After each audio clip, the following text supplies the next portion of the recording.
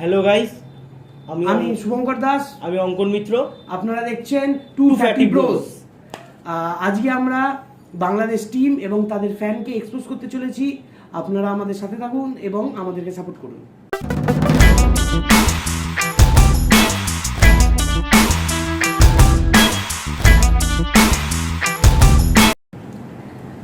তো শুভঙ্কর দা, আমার একটা প্রথম প্রশ্ন হলো তোমাকে, বাংলাদেশি ফ্যান্সদেরকে তাদের হেটরেটটা ইন্ডিয়ার ওপর এত কেন, এত মানে চরম পর্যায়ে, মানে ভাবার বাইরে। ইন্ডিয়া বিশ্বকাপ জিতলো, বিশ্বকাপ হারলো, তাদের এটা ইন্ডিয়া হারলে তারা খুশি, ইন্ডিয়া বিশ্বকাপ জিতলে তারা মনে হচ্ছে তারা সব কিছু হারিয়ে ফেলেছে। এটা কেন? ব্যাপারটা এখান থেকে নয়, ব্যাপারটা স্টার্ট অনেক আগে থেকে, ঠিক আছে? তো বাংলাদেশ টিম কিছু না কিছুভাবে, টিম নয়, বাংলাদেশ ফ্যানেরা কিছু না কিছুভাবে ইন্ডিয়ার সঙ্গে বা ইন্ডিয়ার সাথে একটা কোনো পলিটিক্যাল রিজনে বলতে পারেন বা খেলাধুলার একটা এতে যে ইন্ডিয়াকে সবসময় ছোটো করে যাচ্ছে। কি বলছে? ইন্ডিয়া নাকি চোর, ইন্ডিয়া টিম নাকি চুরি করে জিতছে। তো আজকের দিনে দাঁড়িয়ে, আজকে যে গেল এই যে টি-20 বিশ্বকাপ গেল, টি-20 বিশ্বকাপে সূর্যকুমার যাদবের পা লেগেছে, পায়ে বাউন্ডারি লেগেছে, তা নিয়ে বিশাল একটা মানে পরিস্থিতির সৃষ্টি করেছিল। এবং শেষ পর্যন্ত যে ভিডিওটা আপনারা দেখতে পাবেন, শেষ পর্যন্ত সেই ভিডিওতে দেখা গেছে না সূর্যকুমার যাদবের পা লাগেনি। তো বাংলাদেশ ফ্যানরা সবসময় ভাবে যে ইন্ডিয়া চুরি করে, কিন্তু অ্যাকচুয়ালি ঘটনাটা তা নয়। ব্যাপারটা বুঝুন আপনারা। বাংলাদেশ ফ্যানের জন্য আমি বলছি যে কোনো একটা খেলায় কি কোনো না কোনোভাবে, যে ফুটবলেও হয়েছে, বিভিন্ন খেলাধুলায় হয়েছে, যে রেফারি বলুন বা আম্পায়ার বলুন, কারোর একটা মিস্টেক হতে পারে। কোনো মানুষ, কেউ একদম 100% সঠিক হতে পারে না, এবং কোনো জিনিস মেশিনও পারফেক্ট হতে পারে না। হয়তো 19-20 থাকবে, তো স্বাভাবিকভাবেই যে তাকে যে একটা মানে ইন্ডিয়া বলে বলছি না, যে কোনো টিমকে ছোট করাটা, এটা কোনো দেশেরই বা কোনো দেশের ফ্যানেরই করা উচিত না। তো আপনাদেরকে এটাই বলা উচিত যে হ্যাঁ, যেভাবে ইন্ডিয়া জিতেছে বা ইন্ডিয়া যেভাবে ডমিনেট করেছে, তার একটা বাহবা আপনাকে দিতেই হবে। তো আমি এটা বাংলাদেশ টিমের জন্য অবশ্যই ভাবে বলছি। বাংলা একটা কথা বলছি, ভারত যদি চুরি করতো তাহলে ভারত লাস্ট 11 বছরে একটাও আইসিসি ট্রফি পায়নি। আজকে লাস্ট ওয়ার্ল্ড কাপে 50 ওভারের ওয়ার্ল্ড কাপে ইন্ডিয়া এত ক্লোজ এসেছে, এত ভালোভাবে ডমিনেট করে দিতে, লাস্টে কি হলো, ফাইনালে নিজেদের ভুলের জন্য ভাগ্যের চক্রে হেরে গেল। কষ্টটা পেল কে? ভারতীয় সমর্থকরা। মজাটা ওঠালো কারা? বাংলাদেশিরা, বেশি করে বাংলাদেশিরা। কারণ বাংলাদেশিদেরকে তারা নিজেরা খেলতে পারে না, বলতে গেলে তারা খেলতে পারেনি। যথেষ্ট যে টিম লাস্ট 25 বছর টেস্ট নেশনে সামান্য কটা টেস্ট ম্যাচে দিয়েছে, সে কী করে এখন বলতে গেলে আফগানিস্তান টিমকে দেখো তুমি, আফগানিস্তান কত উপরে, লাস্ট 10 বছর 12 বছর ধরে ওরা খেলছে প্রফেশনাল ইন্টারন্যাশনাল লিগ প্রত্যেকটা। তাহলে ওরা আজকে দেখুন টি-20 ওয়ার্ল্ড কাপ সেমিফাইনাল খেলে নিল, বা যে খেলেছে ভালো খেলেছে সেমিফাইনাল, সেটা খেলে তো নিল। লাস্ট ম্যাচ তাদেরকে হারালো বাংলাদেশদেরকে। সেদিনকে যদি বাংলাদেশ জিতে যেত ম্যাচটা, তাহলে ক্রিকেট হেরে যেত। আমার মনে হয় ক্রিকেট হেরে যেত। অঙ্কন, আমি আরেকটা কথা জিজ্ঞেস করছি, যে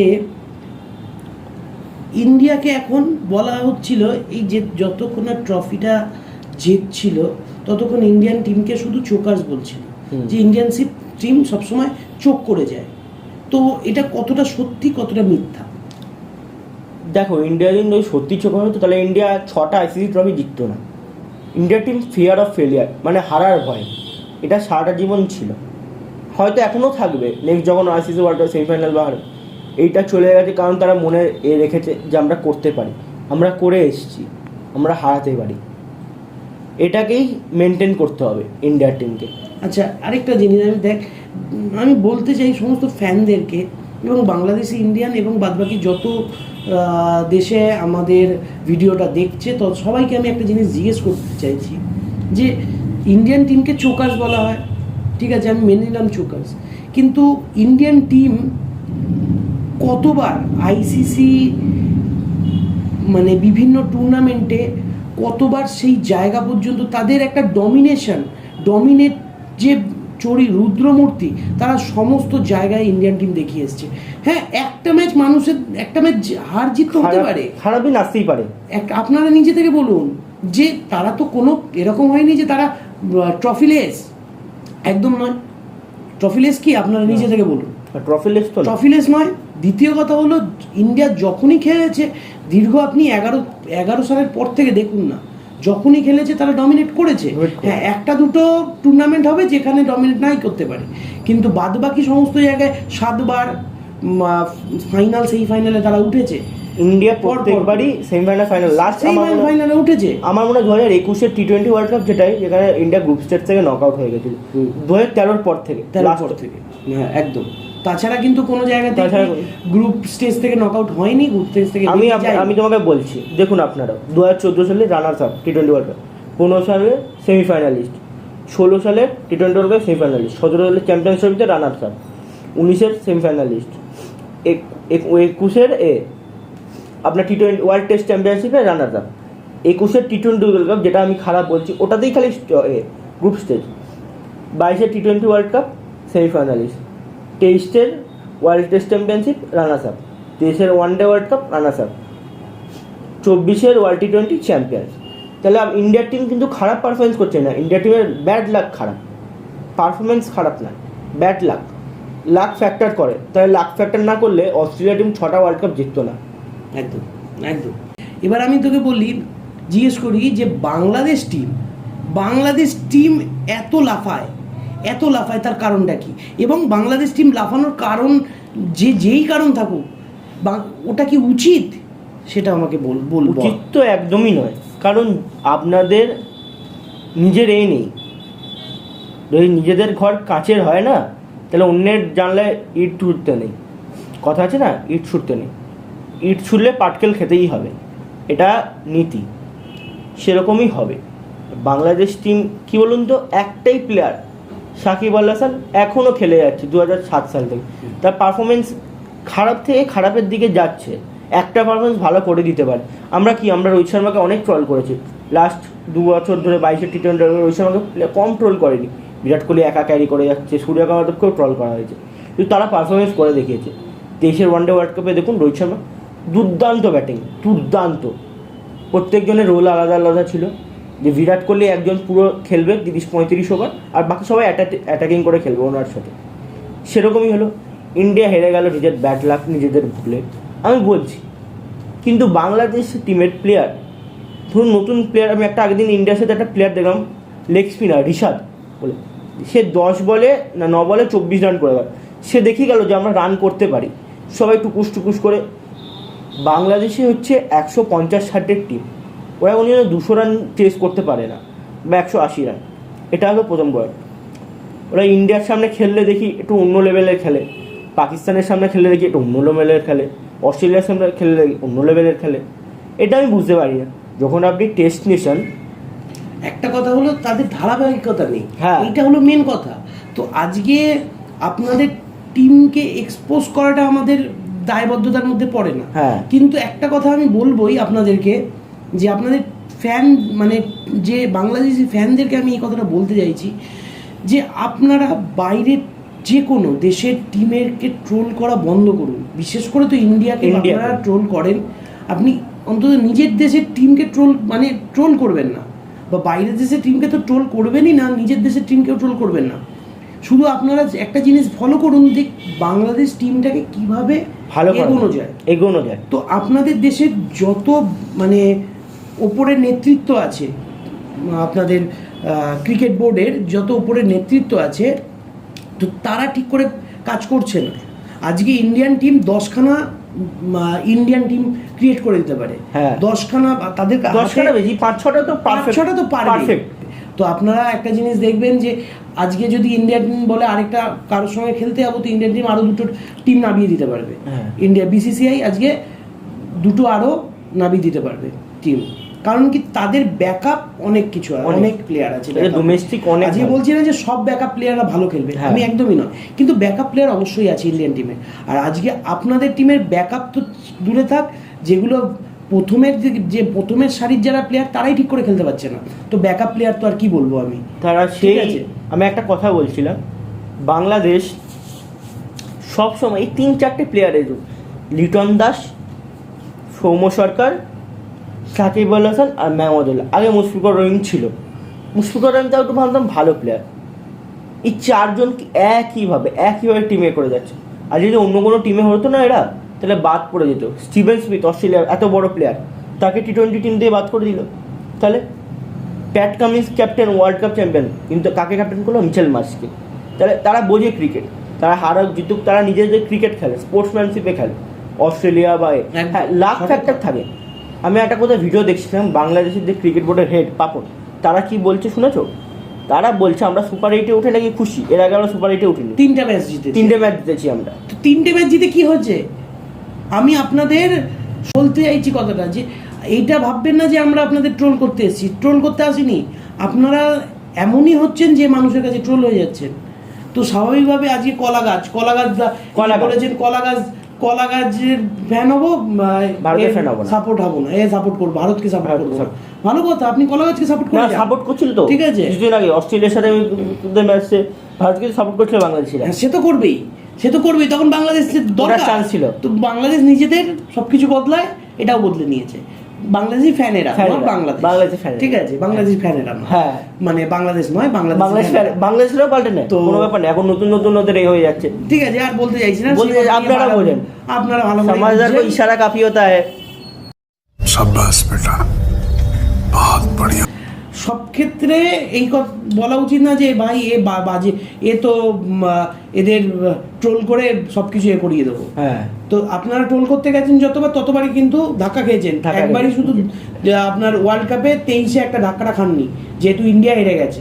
কিন্তু ইন্ডিয়া আপনারা এটা দেখেননি, আপনারা দেখেননি যে ইন্ডিয়া তার আগের যে ম্যাচগুলো একটাও হারেনি, প্রত্যেকটা টিমকে তারা হারিয়েছে। বিশ্বকাপে ফাইনালে এসে তারা হেরে গেছে। তো একটা ম্যাচ ইন্ডিয়ার টিম কেন, যে কোনো টিম হারতে পারে, তারা চোখ করেনি, তারা কোনোভাবে খেলতে পারেনি, হতে পারে। তো আমি ইন্ডিয়ান হয়ে বলছি যে কোনো ইন্ডিয়ার মানে পাবলিককে, ইন্ডিয়ান ফ্যানেদেরকে জিজ্ঞেস করবেন, তো তারা বলবে যে ইন্ডিয়ান টিম অসাধারণ খেলেছে। তো তারা জিততে পারেনি দুর্ভাগ্যবশত, তো তারা একেবারেই চোকার্স নয়, বা অথবা তারা বাজে খেলেনি, বা দুর্নীতি করেনি, অথবা চুরি করেনি, ঠিক আছে। একটা ভিডিওর ক্যাচের ওই অ্যাঙ্গেলটা দেখা, যেটা বলছিলে তুমি, সেখানে যদি পরিষ্কার বোঝা যায় সূর্যকুমার বাউন্ডারি লাইনে পার টাচ করে। ওই দাগটার যে কথা বলছে না, দাগটা হয়েছিল আন্দ্রিক নয়কের ডাইভে, সেটার জন্য হয়েছিল। আর সেটা আন্দ্রিক নয়কে ঠিক করে লাগাতে পারেনি দাগটা, মানে বাউন্ডারি না। একটা জিনিস আমি বলতে চাইছি যে এই যে পাটা তুলছেও, এইটাকেই বারবার ওরা দেখাচ্ছে ওই জায়গাটা কিছু একটা নড়েছে। আরে পাটা তুলছে, ও চেপে নড়ছে, ঘাসও আছে ওখানে, ঘাসটা এমন ভাবে হচ্ছে তো ঘাসটাও নড়তে পারে।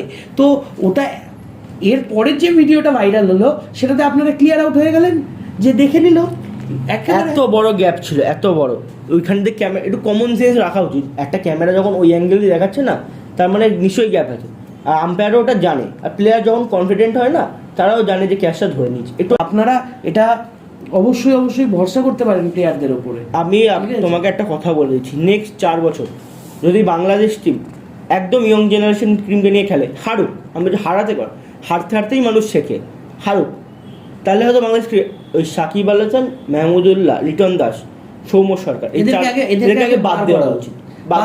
এদের লাইফ শেষ হয়ে গেছে, এদের কেরিয়ার শেষ। এদেরকে এবার আমি বলছি না এরা কেউ খারাপ প্লেয়ার, সবাই ভালো প্লেয়ার, কিন্তু এদের কেরিয়ার শেষ, পিক চলে গেছে। এবার নতুন প্লেয়ার আনুন, তারা হারুক, হারতে দিন। আজকে এইভাবেই তো শিখবে, সবাই তো এইভাবেই শেখে। ইন্ডিয়ান টিম কি প্রথম থেকে 1983 সালে প্রথম বিশ্বকাপ জিতেছিল, ঠিক আছে। তো তখন ইন্ডিয়ান টিমকে বাচ্চা টিম, মানে ফেলনা আছে, তো ফেলনা টিম, তারা জিতেই পারে না। টাকাই ছিল না ইন্ডিয়ান টিমের কাছে যে তারা ইংল্যান্ড যাবে, প্লেয়ারদেরকে দেবে অবশ্যই। তো তারা আজকের দিনে দাঁড়িয়ে তারা সেই দিনকে বিশ্বকাপ জিতেছিল।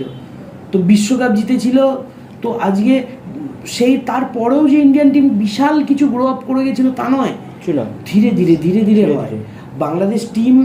আমি আশা করি বাংলাদেশ টিমও আসছে 5-10 বছরের মধ্যে তারা একটা ভালো ভালো জায়গায়।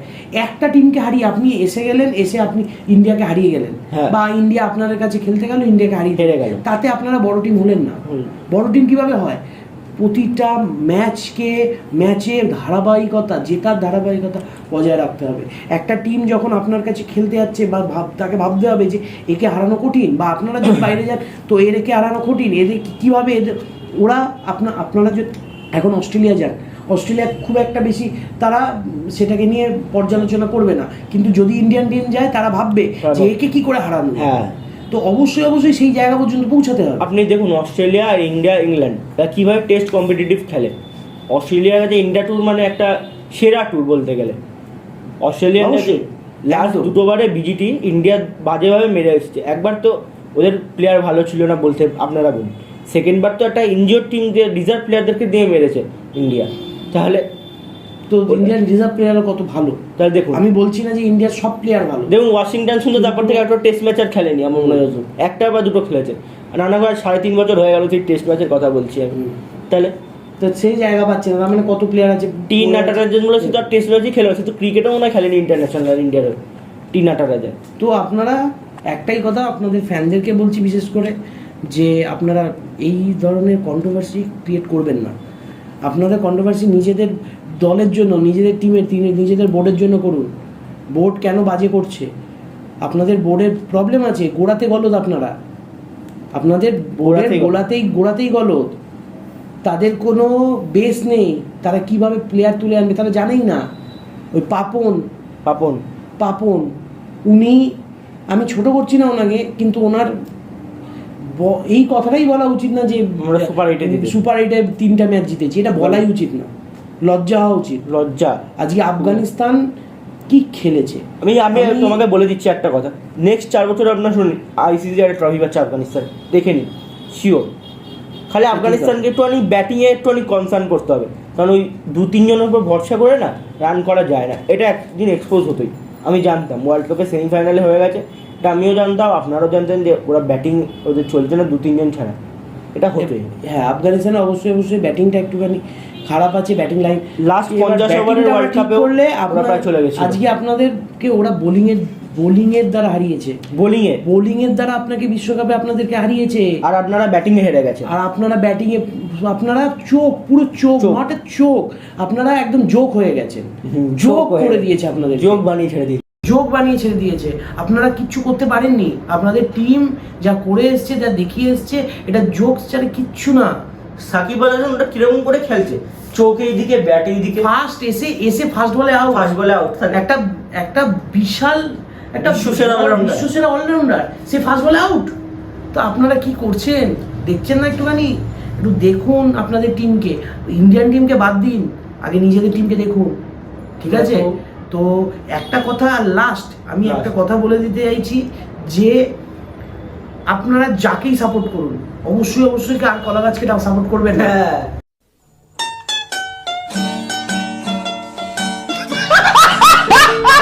ঠিক আছে, কলা গাছকে সাপোর্ট করা মানে তার পরের বিশ্বকাপটা ইন্ডিয়ান।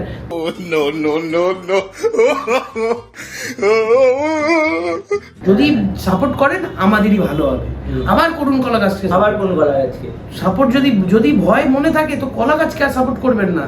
আর যদি মনে হয় যে না আবার কলা গাছকেই সাপোর্ট করব, তাহলে আমরাই চ্যাম্পিয়ন হব। এই বলে আমাদের বক্তব্য শেষ করছি। We are fatty Broz. আমরা আবার আসবো পরের নতুন ভিডিও।